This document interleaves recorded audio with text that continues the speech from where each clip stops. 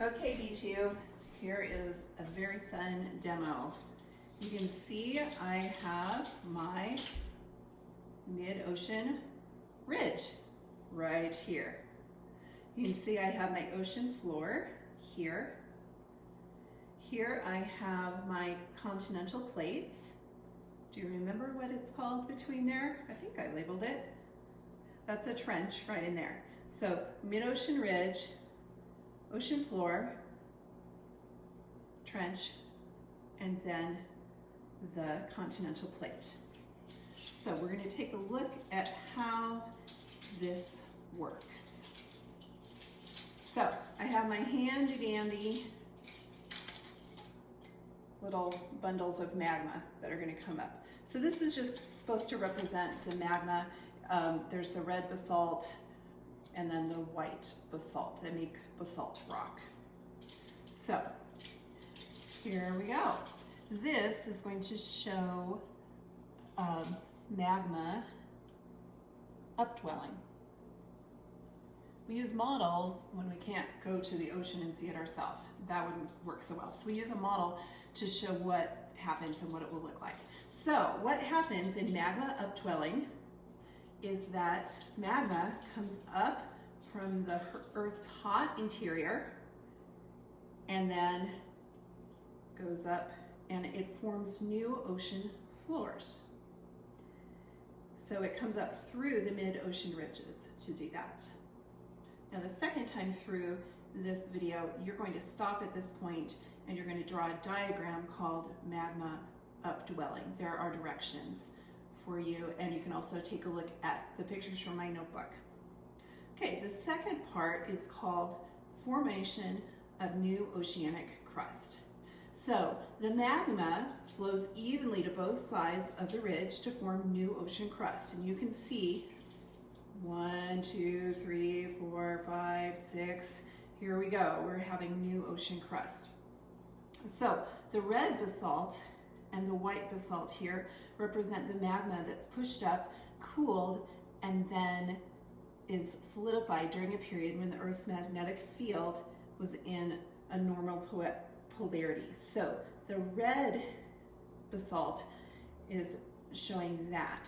So what we're talking about is the Earth being up and down like you'd usually see it, like the way we think of it in a map, north and south being up and down. But then the Earth over time changes its polarity. So it actually moves, so north and south is tilted this way. And because of that, the magnetic field in the basalt changes the other direction. And so that's what this white basalt is showing us. And then as the Earth changes the polarity again, then the north and south come back up like that. So then you have the red basalt coming out. And then you have the white basalt coming out, and then the red basalt coming out. And that's forming new ocean crust, new ocean floor. Sorry, I have notes here. My printer's out of ink, so I have to have it on my computer. Here we go. So at this point, the second time through, you're going to stop and you're going to draw a diagram called formation of new oceanic crust. And you can see the directions for what you have to do there. Okay, now we have the third section. So this is called subduction in trenches. So as the magma flows out of the ridge, the newly formed crust pushes that older crust away from the ridge. So I have more come up, so here comes that white basalt, and you can see it's pushing the rest of it farther away from that ridge. And then more comes up and pushes it farther away until it reaches a trench. So it's coming up against these continental plates, and what happens here is as it's pushing, it is denser than the continental plate. So what happens is it actually goes under the continental plate. The continental plate is over it. So more of it comes up, and here's our red basalt. Oops. To do one side at a time, it's a little tricky.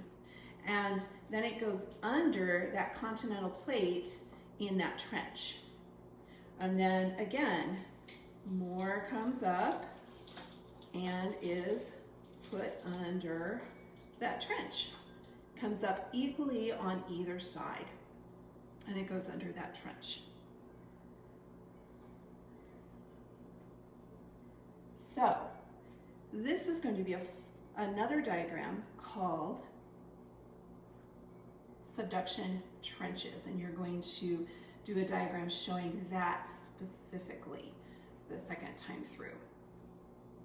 So as you can see, the magma comes up through this ridge, it creates new crust, and it moves that ocean floor, and it goes toward the continental plate, and then it does subduction. It goes underneath that plate and is recycled into the earth.